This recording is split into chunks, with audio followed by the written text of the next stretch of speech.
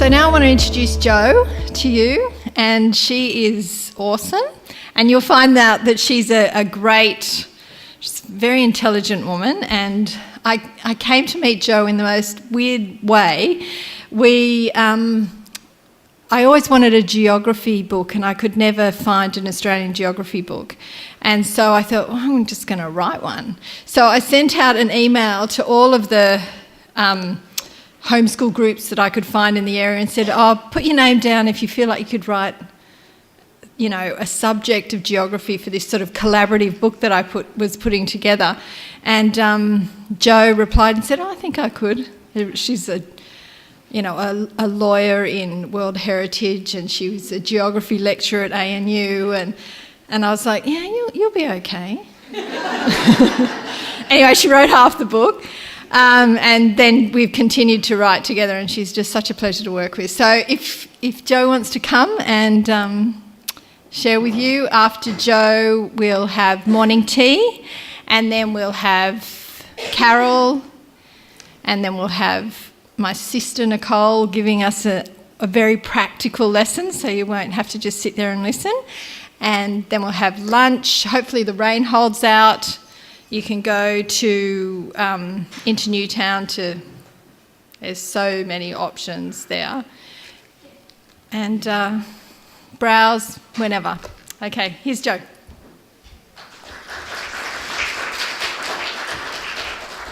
It's not tea, it's water, sorry. It's such a pleasure to have you all here today. It's really exciting. And I know that there's so much that goes into organising your husbands and your children and your households to be here. There's only a few of you, like Amy, who actually had to walk around the corner. So I just appreciate everything that you put into being here. So just want to make the most of that time as well too. It's precious time. And if any of you read the My Homeschool blog, you'll know that we had a post up there recently about refreshments. And I just really hope it's a time that you'll feel refreshed. Just something to enjoy, something to connect and have some time together. So I'll tell you a little bit about my family first. So my husband and I, we have 3 children. My husband was born in Johor Bahru, just near Singapore. We met and we got married in Western Australia, and now we live in the southern tablelands in New South Wales. We've got, our eldest is a high schooler. Our next son will finish primary school at the end of next year, and our third child is a daughter. She's a daughter, and she's working her way through year 2. She's 6 years old. She'll be nearly 7. She'll be 7 in a few days, so, she's nearly 7.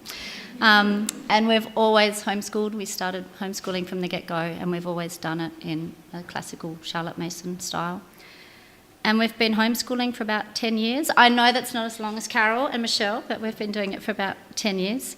And I've just met so many precious mums in that time who have come to homeschooling thinking like it's going to look like someone's Instagram account or someone's blog, and you're always going to have a prepared schoolroom, you're always going to have your art supplies neatly in the cart, the children will be dressed beautifully and they'll come with just wonder and excitement to learn, and then they have a hard day, and sometimes their first day is their hard day, and they think, how am I going to do this? Like, how am I going to sustain that? And I guess that's where that idea of refreshments comes in, because you need to have something more than someone else's highlights and someone else's snapshots of not the dirty laundry in the corner, but you need to have more than just what you can see. So it was just that idea of what a robust approach to home education looks like, and for us, what a robust approach to Charlotte Mason education looks like. When Michelle first mentioned holding the seminar, I thought it was a really good idea, because we're talking this morning just with teachers, and teachers get to take a day off or a few days off to go and have continuing professional development. They get time, they have to do it. And this is kind of like the equivalent of our continuing professional development, if you like. But so Michelle mentioned it, and because we're in the thick of it, I was thinking, what would be good to talk about? Like, what would you like to hear? What do you want to be inspired by? And because we're in the thick of it, it's not hard for me to think about what I'd like to hear as well. Like to spend some time with Carol and Michelle, and that's lovely. But the trouble was when Michelle mentioned it, there was one thing, one phrase that just kept singing in my head, and it was pretty inarticulate. It was a bit, really? A bit ho-hum. But it was just the phrase that came louder than anything else. And I think sometimes when we hear a phrase that's louder than all of the other things, we've just got to stop. And sometimes it's something we just need to listen to. Sometimes it's something we need to share. But the phrase that kept bumping around in my head was, "You don't know what you don't know." Now, before homeschooling, I was blessed. I had a career I absolutely loved. I worked in a position where we could make decisions and affect change, and it was brilliant. And one of the things I used to do was write speeches for members of parliament. So I had written enough speeches for members of parliament to know this idea of you don't know what you don't know was not really going to make much of a presentation. So I was just like, really? So I said to Michelle, this is kind of what I want to talk about, but it was like it was yelling in my head. And then the other month, I worked out why this phrase of you don't know what you don't know was banging around, because I was chatting to a friend. I was a friend of a friend, and we're kind of just having chit-chat and like, how are your families? How's homeschooling? And I don't know her all that well. And it was fine, as I say, it was chit-chat. And then the conversation took a little bit of a turn, and she started talking about My Homeschool, and she talked about homeschooling and whatnot. And it was clear that she didn't know much about My Homeschool. It was really clear she didn't know much about Charlotte Mason or classical education. But she kept talking, and she kept saying things about My Homeschool and about Charlotte Mason that were really, I found them quite hurtful, but they just weren't true. Like, there were things like assumptions she's made and things she shared, and I was sort of standing there going, like, what's the correct face for this? And I was like, kind of, you don't know her very well, so you're like, do I nod or what do I do? And it was pretty awkward. And so I'm sure she didn't know what she was saying, and I'm sure she didn't even know that it was hurtful, because I just stood there smiling going, I've got to go now. It's awkward. So I finished the conversation, and I text messaged Michelle, and I went, and it's like, I've got to grow thicker skin, and it was not a pleasant. So I drove the kids home, and we got home, and I bundled them into bed, and I had a quiet moment, and that was it. That was, you don't know what you don't know. There it was in that conversation. She clearly didn't know what she was talking about. It showed in her questions, it showed in her comments, and it showed in my response. So Michelle said I'm a trained lawyer, and I was, and I am. And when I was at law school, the one thing they really make sure you know is the value of having good information and asking good questions. Because after all, when you're a lawyer, everything depends on having the right information and knowing the right questions to ask. And I was at university, I taught at university for 12 years, and the same thing. The students who know things, their questions are different. They come to knowledge differently. Like, it shows on their academic transcript, sure, and it shows in how they interact in a seminar or a tutorial, but it also shows in the choices that they make, and just how their general sense of who they are. So this little snippet of a friend with a friend really played out that the quality of our information and the way that we ask questions, it really matters. Because when you don't have accurate information, or when you're not asking good questions, it shows. You can't hide away from that. So what I want to do is I want to have a look at what you might not yet know. I want to have a look at where's your I don't know that yet point. Because when you come to that point and you realise that homeschooling is not going to be the perfectly prepared schoolroom with all of the art supplies on hand, you're going to need something more. You're going to need to work out, well, what don't I know yet? And that's not where you shy away from it. That's when you say, well, I'm now to this point of something that I don't know. How can I find that out? So don't be like the friend of my friend and just go on blindly. Like, there are so many people, there are so many ways you can find out things. So it's being brave enough to say that you don't know as well. And I'm just going to have a drink. Because it can open up something new, not just for you, but for your homeschool and for your family. So I want to share some really practical tips and ideas. And it's all about choosing to learn and choosing to come to education intentionally. So it's about pursuing your own learning. It's like if mum's starving, she can't feed the kids. So I want to take this idea of you don't know what you don't know and just show you how you can take that and grow you so you can grow your family and grow your homeschool. So one of the things that's often said about Charlotte Mason is that it's a rich, broad feast. And there are a lot of moving parts. So I always find it really funny when people think, oh, you do Charlotte Mason, you must just sit around sipping tea and reading books all day. Like, that's the classic of you don't know what you're talking about. Yeah, you're just having poetry tea times or doing your painting. And that's a classic of you just don't know what you're talking about, if that's what you think it is. Because the Charlotte Mason method is quite demanding in that there's quite a lot to it. So when someone says you're just sitting around drinking tea, they don't really know what Charlotte Mason was expecting of the students, but therefore also of the teachers and of the mums. So my eldest, our eldest, he says, oh, we might take nature walks, but this is no walk in the park. And it's true, like there's a lot more to it than, oh, we're just going out. So I want to just go through, because I'm talking first, I just wanted to go through and really clearly put down what I mean and what we're talking about when we talk about Charlotte Mason. And so I'm sorry if some of you all know this, but there just might be someone in the room who doesn't know, so we'll all just smile. So when someone talks about Charlotte Mason, they're talking about a method of classical education, and it came out of Victorian England. So you've probably heard about Ambleside up in the Lakes District, so that's where it's come from. And so when you think about this method of education, it's got high ideals. So classical education at that time was full of memorisation, it was full of catechism, it was full of, we're going to fill the kids up, they're like a blank slate, we're going to write on them, they're a bucket to be filled.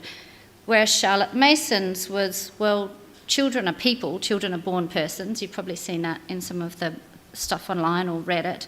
And so she didn't see them as being, a slab of clay that you could just, you weren't just moulding. It was something that you could shape, but it wasn't just a bucket that you could fill up. So often people talk about it being a liberal education. So think about us in a recipe of sprinkle salt liberally, like it's being generous. So Charlotte Mason really liked good books.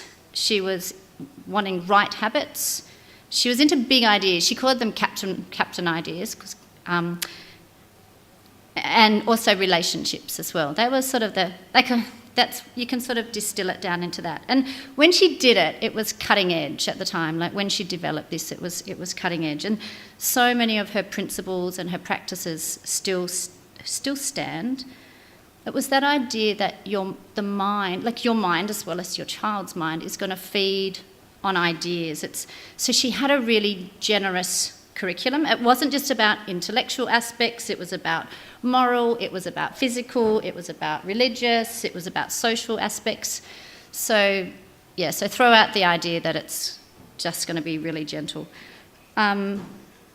So when you think about coming to this liberal education about what you know and what you don't know, and trying to get a structure in your mind about what we're talking about, sometimes it's good to think about practices and principles. And Karen Glass talks about this as well too. And practices are the things that you often see on blogs or on Instagram. They're your nature study, they're your book of centuries, they're your narration, they're your Lloyd, they're your composer study, your artist study, they're your nature notebooks. That's that never-ending list that people sort of, hey, do you do that? Do you do that? That's the practices. They're the practical things that you would do. Whereas the principles are the philosophy behind why you would do that. And it's often in the practices that we find out what we don't know. That's where we often sort of think, oh, I don't know about that. And that's where mums, you're so important. The way you set up your homeschools and the way you come to it, that's where the harmony comes, and that's where the vibrancy can come from as well, from you, and it really does spiral out from your approach to it. So that's when you need to be curious and a little bit humble, and you need to take some time out to work it out. And this is where, when you've been around for long enough, you'll hear people say, well, homeschooling's your new full-time job. Because you go, well, how am I going to have time to work this out? And it's going to look different for everyone. For me, I get up quite early. I'm quite organised. I've got a big leather bag that I carry my book in all the time, and I carry my book of commonplace and anything else. My beautiful husband saw that I was trying to collect all these things and I just couldn't carry them all, so he's like, right, we'll sort this. And I run things as smoothly as I can, so I have time to be prepared and to learn for myself. So think about what you say yes to, and then think about what you want to say no to, because you've got to have time to do this. If you were in a full-time job, you'd work that out, and that's the same for here as well. So Carol is an amazing reader. You should check out her blog, Journey and Destination. She gets through so many books that Michelle and I have the conversations like, how does she have time to read all of those? I'm quite intentional. I have a list of books I want to read, then I get them, and then I read them. So I'm not talking about systems that are too complicated, but it's making the space and making the time so you'll actually do it. Like, if you need a bag that you can fit your book in, so you can read it. For me, if karate training goes longer, or music lessons take longer, or we're waiting at the doctor's, I can just pull my book out. Like,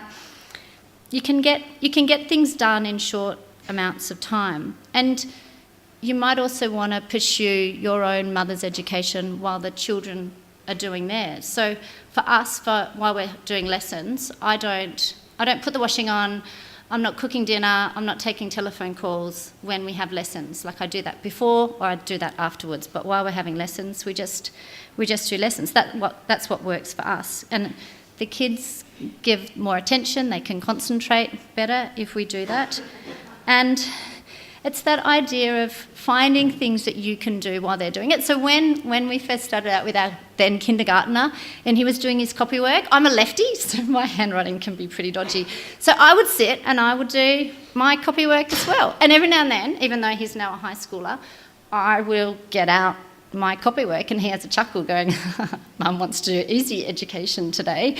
But it's that idea of you can do things. And if you want to do it, pick something that you don't mind being interrupted with, though. So if you want to do some of your mother's education while they're doing their lessons, don't pick something when you're like, hold on, just wait, I've just got to finish reading this bit or doing this bit, because you're going to be interrupted. You're going to need help with, can you spell this word or can you do that? Like, so you can find something to do while they're doing theirs. It won't happen every day, but it's like having your book with you so you can read. It's, finding something you can do. One of my friends does...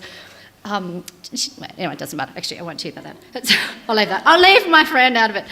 The other thing is about subscribing to blogs. Like, so I said, Carol's blog is great. We've got a My Homeschool blog, and we've got some good stuff on there. And for all of you who are My Homeschool, there's so much content on the website. So reading that is a really important part of your... Yeah, it's a really important part of your mother's education. So be choosy, because your time, like, you're pressed for time. You're mums, you've got so much to do. So don't read the rubbish. Like, just find the good stuff. Be choosy. And it's the same with podcasts. There's so many things you can do that aren't hard if you choose them well, and then you're giving yourself that information, you're giving yourself that knowledge, and you're curious. And I know it's some really basic tips and tricks, but it shows that you're being intentional about your education? Like, how much time do you spend organising your children's things, their book list and their scheduling and what you're going to include and what you're not going to include? But what about giving some of that attention to what you want to do as well? Like, think about a topic you'd like to learn about, and you can listen to a podcast while you're doing the ironing or go for a run, or, you find little ways to sort of sneak it in. Because when your children see you do hard things, they don't balk when you ask them to do hard things. So when my children see me pick up a book I clearly haven't picked up just because I think it's going to be a fun read, they see me do that. They see you trying things. They see you modelling what it looks like to be a learner. And in a homeschool you don't always get that modelling behaviour that you would in a classroom. So sometimes you have to be the nerd at the front of the classroom who's doing the learning, and they see you wanting to learn more, and then that feeds into how you can support them as well. And this is where narration, I don't know whether you two have done it, but this is where narration is quite good. Have you ever read a chapter or read a portion of text to your kids, or have them read something and then you're waiting for them to give you the written narration or the oral narration and you get one sentence and they've read pages and pages and you're expecting at least a paragraph and they go, yeah, that's right, Mozart was a composer. And you think, okay. And every now and then I kind of go, actually, I will tell you a story about a friend of a friend. She said to her son, she said, I'll give you a jelly bean, because she got the, Mozart was a composer kind of answer. She said, I'll give you a jelly bean for every single other good point you put in. And he had a paragraph, so she knew he could do it. I don't suggest doing that. That wasn't me. But what I do, if they balk and I've read them something, and I know, and making sure you know it's something good, like not something rubbish that you couldn't narrate anyway, then I sit down and I do it. I'm left-handed, so I'll do it that way, obviously. And they see you do it, and they think, oh, well, I could probably do that too. And you might get another sentence, you might get a paragraph, but it's that idea that, well, this is actually how you can do it. We do it for nature study as well. Like, how many times does your child, oh, Mum, I just can't draw that yellow eastern robin I saw, it's just too hard. Or they complain, I can't do that. So I get out mine. I have, I was saying to Michelle that I was going to bring my nature notebook, and then I chose not to because there's one picture in there. And I'd painted, Erin's laughing because she knows, I'd painted a rabbit, and Ingrid, our 6-year-old, said, kind of looked like a cross between a golden retriever and a rabbit. So I was like, but I then went back to John Muir Laws and I was like, right, I can do this better. And so when they see you not doing things so well but trying, they know it's okay if they want to draw a rabbit that looks a bit more like a dog than a rabbit. That's okay. They can work on that too. The other thing it does is they can see you enjoying it. Like, you might not know what bird that is that's flying around, but you can find out, and they see that if you just do it in little ways. I'm not talking about doing a massive learning and development plan for yourself. I'm just talking about really simple ways that you can do it. And one of the things that I really like about Charlotte Mason was that she was a geographer. She really liked geography, so I like that. And one of the things she had in her program was map drills. Anyway, I can't have a conversation. So she had map drills, and so she'd read a bit, and then she'd give a map and say, find the Baltic Sea, mark on the whatever peninsula. So I thought, oh, well, Cliff, my husband, is a geographer too. I thought, well, we can do this. So last year we did we spent some time looking at the continent of Africa. So Cliff and I, along with the kids, had a blank, just a political map, so just the country boundaries. I'm like, right, there's only 54 countries. How hard can it be to mark them in? And the kids just cacked themselves, because when we first started, it was pretty dismal. I thought I maybe half. I got maybe half at the beginning of the term. Don't worry, by the end of the term, we were much better, and we did it. It didn't take very much preparation. It wasn't hard to do. I did feel like a bit of an idiot, but you show your kids that that you're trying, and then they don't feel so self-conscious if they can't tell you where the DRC is in Africa either. You know, you're modelling that for them, but you're doing it together as well. Like, you're still mum and you're still teaching and guiding, but they see you getting in and having a go as well. So that's a bit of, well, you know, how can I do it? So one of the things that you see a lot of mums trip up with when they come to Charlotte Mason is there's too much. It's just too rich a feast.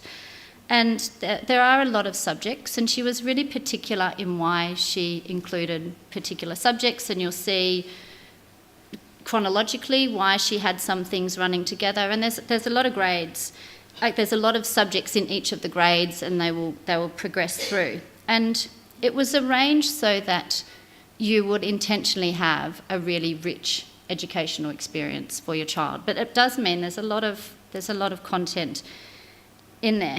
And this is often where you get mums, I think, this is often where you get mums saying, well, what do I just have to do to just get it done? Like, what do I just have to do to be doing Charlotte Mason? And I think that's a way of asking the wrong question. Like, and that classic thing of, if you ask the wrong question, you're going to get the wrong answer, you know. So I think rather than thinking, okay, well, there's so much there, what do I just have to do? I think it's nice to think about it in a more positive way. I am a glass half full girl. Like, even when the glass is empty, it's still full of air. Like, I am fairly positive in that. But I don't think it's a time to think about, well, what do I just have to do to scrape through? Okay, if I just do narration and nature study, is that enough? Am I now doing Charlotte Mason? When she talks about a feast, think about a buffet table. Like, just think about all the food you like to eat. And some of the Charlotte Mason things, I think, are like, it's food, I must be hungry. That's like a yummy roasted vegetable salad that's in the corner. And you see it and you think, oh, I don't know what some of those vegetables are, or I haven't really had that dressing before, so I might skip that. And I think that's what some people do when they get to some of those tricky subjects of Charlotte Mason. They sort of think, oh, why would I bother doing that? Or why would I want to pick that up for me? Oh, I've got so much on already, you know, why should I choose that? But there's some of us who have chosen that really yummy vegetable salad, and it's yummy and it feeds your children. So do think about some of those things that on a first glance at a buffet table you might look for the chocolate cake instead, but have a think about the salads as well. So lots of people say, okay, well, what is Plutarch? Who is Plutarch? And why should I include that? Or what's solfège? Or what's Swedish drill? How on earth am I going to include a foreign language? You know, why should I do that? If I've got all boys, why should I even bother trying to do some of the handicrafts that she suggested? Like, there's this kind of, well, why should I think about doing more? And this is where I've got a quote from Charlotte Mason. And she wrote, sometimes parents have the mistaken notion that the greater the number of subjects, the heavier the work, though in reality, the contrary is the case, unless the number of the hours of study are increased. So she doesn't let us off the hook. You didn't think she was going to let us off the hook anyway. But so you have to find out ways to do the greater number of subjects. And you're not going to want to pick them all up. If you've only been homeschooling for a couple of weeks and you're still figuring out which books I'm buying, this is not the time to go, well, we're going to add this and this and this. I'm not talking about that. I'm just talking about that. A bit like, have you got a book? Are you listening to podcasts? How are you learning? I'm thinking about just really simple, basic things you can do. So, one of the things that Charlotte Mason really liked was Lloyd. And I don't just like it because it rhymes with my surname. It's a handicrafts method out of Scandinavia. And in Sweden, like in Scandinavian schools today, they still teach it. And it's still a mandatory subject for students up until the time they're 15. And this is the book that Charlotte wanted, sorry, I should put it there as well. This is the book that Charlotte wanted people to use when they were first starting out. And broadly, Lloyd is a way where you can use cheap materials. So you start with paper or cardboard, and then you can work your way up until you're using textiles or wood or whatever. And you're making useful things that you can have in the home. And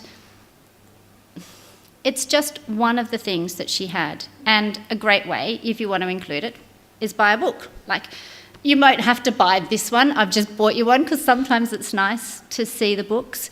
But it's as easy as, there's a picture.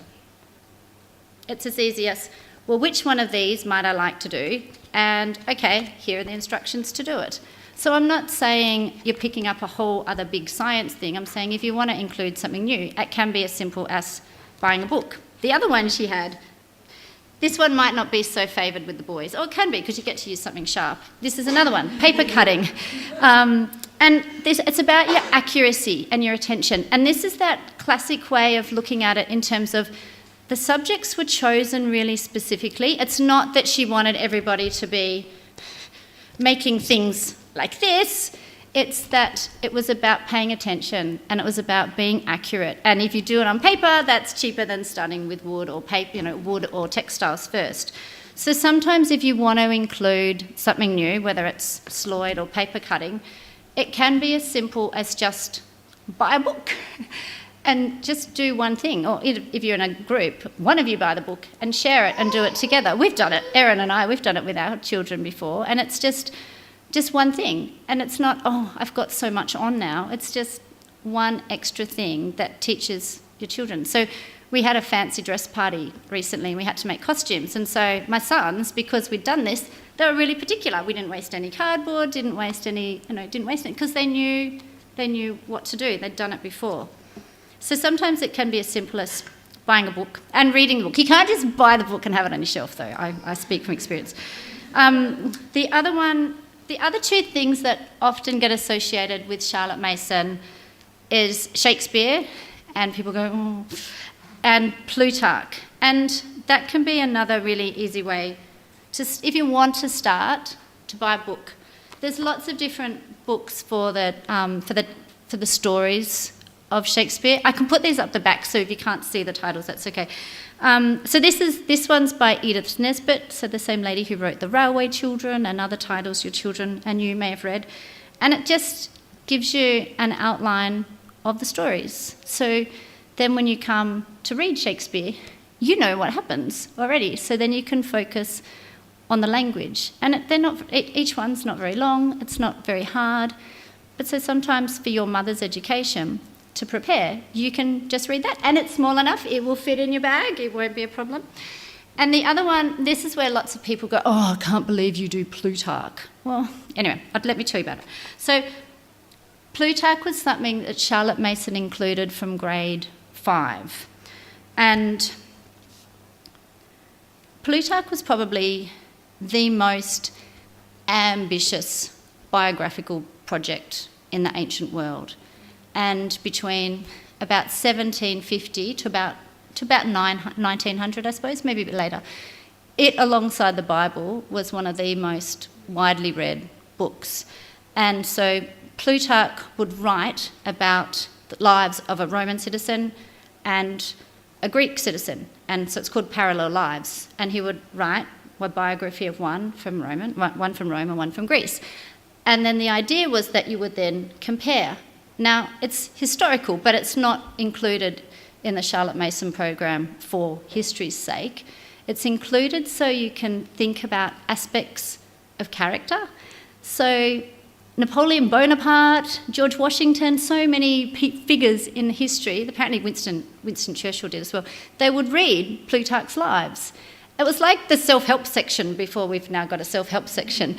It's that idea of, well, what are some aspects of character that are important? What are some aspects of being an authentic leader? What are some ideas of how people address power and leadership well and not so well? So Charlotte Mason suggested including it from about year 5, and we do a Plutarch lesson once a week with my boys. I don't make my 6-year-old do it. She will listen in sometimes, but voluntarily I'm not making the 6-year-old sit down for Plutarch. And for civics and governance, it's just excellent. They talk about aspects of character. So with in the lead up to the federal election, some of the conversations about what people were saying, how they were treating each other, how they were interacting, it had been informed by the children having read various lives. We're doing Cicero at the moment, so just amazing orator.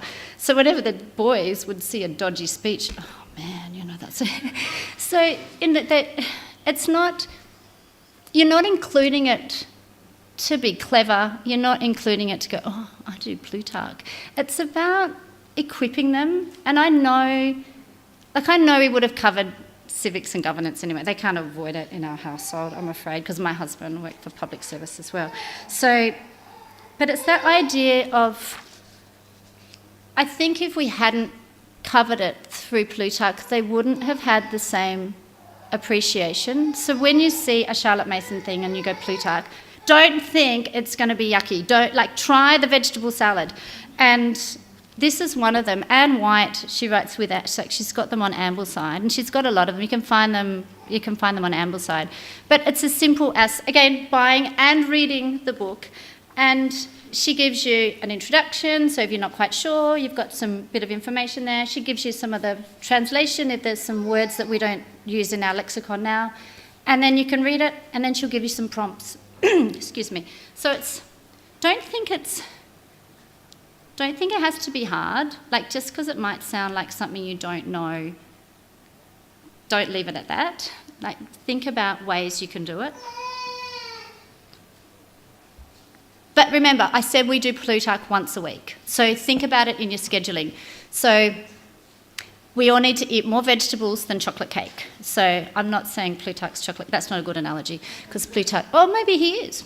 Anyway, but so Plutarch doesn't get the same sort of scheduling as maths for us, but we do it once a week. And it's there. It's there on our program. We enjoy it.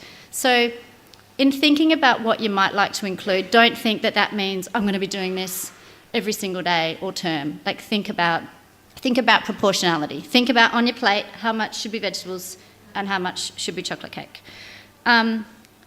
So obviously, we all love books here. I think we're all book friends here, so we all love books. So sometimes buying and reading the book is a good thing, but sometimes if you're trying to encourage your own education to be able to support your children, sometimes buying a book isn't enough. So for us, we outsource music lessons. I could teach them for a while. Then we started getting up high-grade piano, so we got a teacher, and that was fine. Latin's another one where, again, it's on the Charlotte Mason... I think she started including Latin by grade 5. We started it much earlier. But that's probably one... You can start with a book, but you might need more than just a book purchase. That said, the book purchase or using a program will get you started, but that's one thing... I'd studied Latin. I was a bit rusty, but our children really enjoy Latin, and our 13-year-old, he really wanted to do more. So last summer, I organised for him and I to do a Latin intensive at Sydney Uni. It was fantastic. It wasn't convenient to organise. It involved my mother coming interstate to look after the other kids. It was like a full-on family, organisation. It wasn't cheap, you've got to pay for these things as well. But every day, my son and I, we took the train, we went to campus, we went to the classes, we did the workshops, we did the homework, and it was brilliant. We'd studied Latin, but it put him in contact with people who really enjoyed the classics, who really enjoyed studying Latin. So if it's something that they enjoy, the trouble is when you first buy the book, it can start something. But it was fantastic. So do think that there are the book is often a really good place to start, but sometimes you may need something else. And anyway, it was special. And our younger son wants to come along with the next one as well.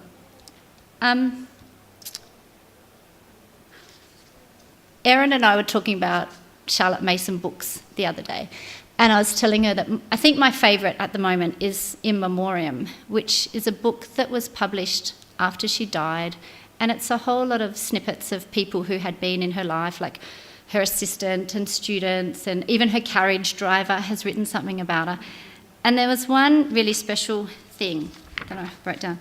And this is what one of her past students said, when she talked with you, she brought out the best that was in you, something that you didn't know was there.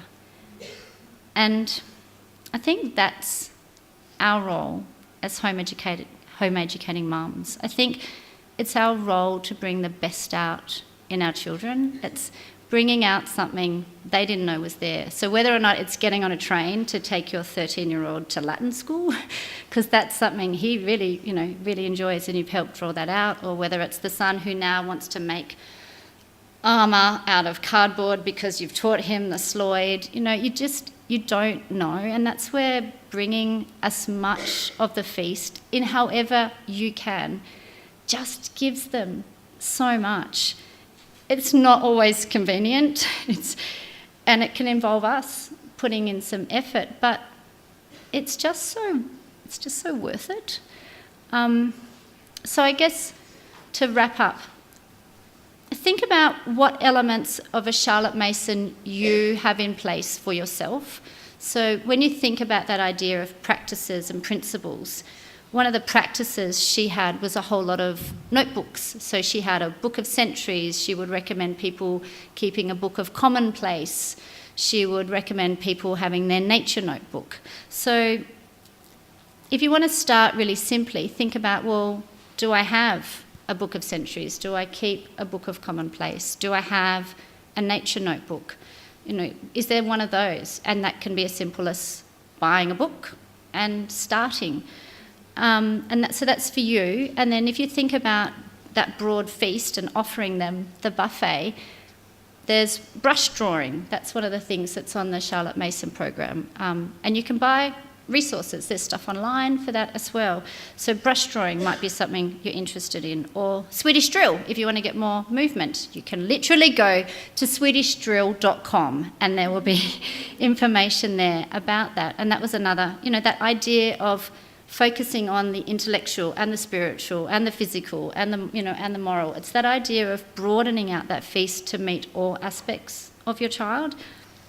And in terms of nature notebook, you might just want to be as simple as, well, I just want to know the names of 5 more trees. I want to be able to identify just 5 more trees. So you go to the library or you look online and you try to figure out what those 5 trees are in your neighbourhood. I'm not talking about something that has to be really, really, really hard. And if it sounds simple, it's because it is. It's going to people who might know. It's asking questions. It's looking for things. It's choosing, I don't know about this. I might find a podcast, or I might find a book, or I might ask that person, particularly while you're here, she might know about that. That I don't think I'd like, but my kids might, so I might need to learn a little bit about that. It's that idea. It's not, like I say, it's not about, don't go and draw up some complicated learning and development plan for yourself. Just write a note. I don't know about this. I'd like to know more. And when your children see you and they see that you have a zest for learning, and they start to emulate that, the way that you shape your mother's education shapes theirs. You're always going to be learning alongside of each other. And don't take that as a burden. Be a glass half full kind of person. Take it as something that's exciting. It's something that you can bring forward. And the key to get back to that, you don't know what you don't know, it's about paying attention. So if that woman I'd had the conversation with had paid attention when she just kept talking, that she didn't know something, we could have had a completely different conversation. And it's the same for homeschool. If there's something you think, well, I don't know about that, but if my son's little or my child's little, I might need to know about that in the future. So I could read something now, so when we get to it, I'm prepared. And this is where we get back to one of the principles of Charlotte Mason. She said that there's no education except self-education. She knew that children wanted to learn. They were naturally going to be curious, and it's as though the sum of the parts, it's just greater. There's just so much more. So it's as though she wanted students to be. It's as though she wanted them to come to a feast that was so undeniably beautiful that they couldn't help but being lured into learning, and that's what we get to do at home as well. So don't be shaped by what you don't know. Look at the opportunities that are available, and then you'll see what your family get to feast on, and you can choose to offer something new. It doesn't matter if no one else in your co-op's doing it. It doesn't matter that no one else at all is doing it that you know. You get to hold your child's hand, and you get to lead them to this beautiful, sumptuous feast that will equip them and encourage them and show them how to be a lifelong learner. And that's when we get to show them that education is a life, like they're going to be learning all the way through their lives, and we can guide them. So when you come to your self-education, it's vital. That's what sets it up. And you can do it. You can do it. You can do it so well. And it's not hard, really.